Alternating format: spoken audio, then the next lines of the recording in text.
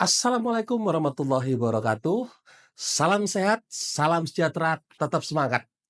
Sobat-sobat KRS, berjumpa dengan kami dari tim Klinik Rumah Swadaya Balai P2P Jawa 3 dengan saya Debu Widyadana.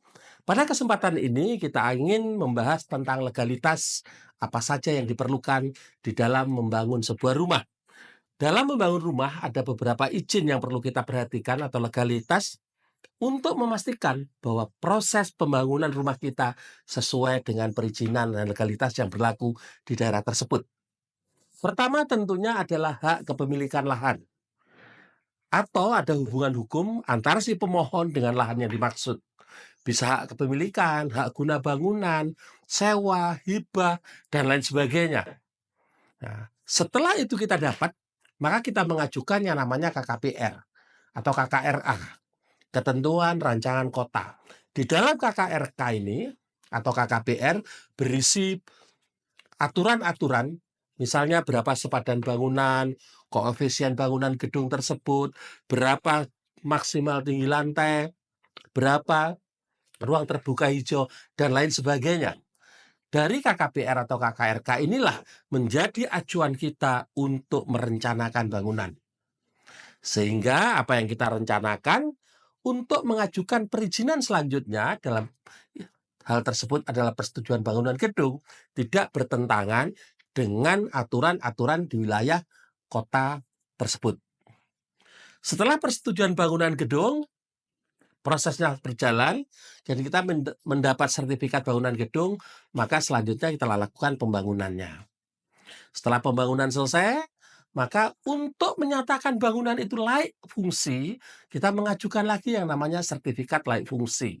Di sini tim ahlinya akan menilai apakah perencanaannya dan hasilnya itu sudah sesuai.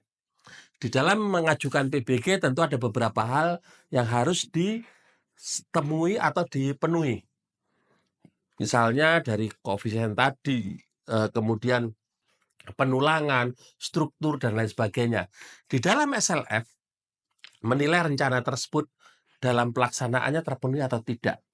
Nah, setelah SLF kita mendapatkan, maka kita akan mendapatkan bukti kepemilikan gedung. Nah, setelah itu nanti ada nomor induk bangunan gedung dan nanti sampai membongkar ada pemohonan pembongkaran. Ada hal yang mendasar perbedaan antara IMB dengan PBG. Kalau IMB itu hanya mengatur orang memberi izin boleh dibangun atau tidak. Setelah itu selesai. Tapi di dalam persetujuan bangunan gedung, maka gedung tersebut akan semacam terikat. Bila ada perubahan dari bentuk, luasan, fungsi, manfaatan, dan lain sebagainya, maka harus mengajukan perizinan tersebut. Hal ini untuk menjamin keselamatan bagi gedung dan penghuninya tentunya, dan keselarasan. Itu hal-hal yang ada di dalam perizinan di PBG. Kemudian bila diperlukan, biasanya hal-hal izin lain, misalnya izin usaha.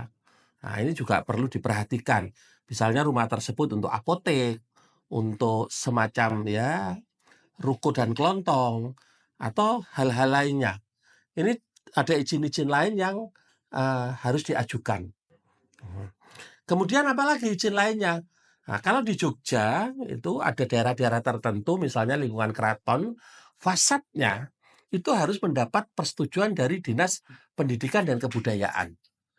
Atau bila di dalamnya atau dekat dengan lokasi gorong-gorong atau dan lainnya, itu harus mendapat izin atau persetujuan dari bidang sumber daya air.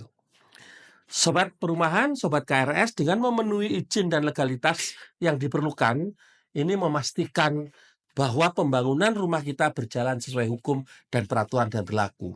Ini membuat kita menjadi lebih aman, lebih nyaman, dan menempati rumah dengan damai. Demikian sobat KRS, salam sehat, salam inklusi.